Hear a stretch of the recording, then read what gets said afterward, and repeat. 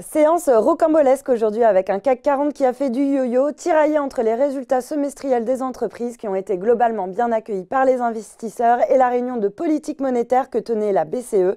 Son président Mario Draghi a notamment expliqué qu'il était déterminé à agir si les perspectives d'inflation à moyen terme continuaient d'être inférieures à leur objectif.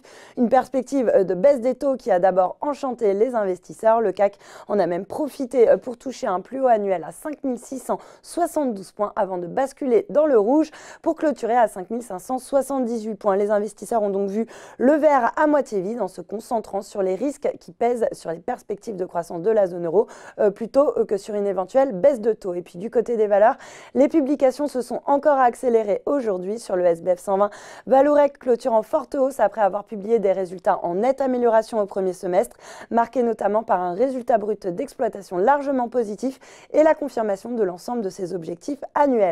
Dans le même secteur, TechnipFMC a vu son bénéfice reculer au deuxième trimestre pour des questions financières, mais le carnet de commandes record qui lui a permis de revoir à la hausse certains objectifs a été applaudi par les investisseurs. Et puis à la hausse également, Schneider Electric a publié un résultat opérationnel record au premier semestre et relevé ses objectifs pour 2019 grâce notamment au boom de l'alimentation des data centers. Danone de son côté a également confirmé ses objectifs pour 2019 et 2020 après avoir fait état d'une accélération de sa croissance au deuxième trimestre dans l'ensemble de ses activités et d'un redressement de la nutrition infantile en Chine après 3 trimestres de recul.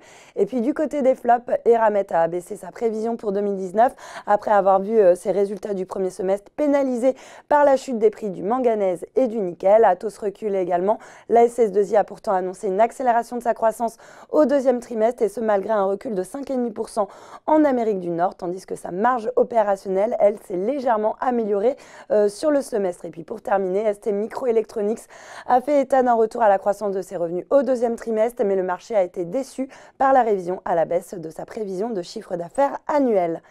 Voilà, c'est tout pour ce soir, mais n'oubliez pas, toute l'actu éco et finance est sur Boursorama.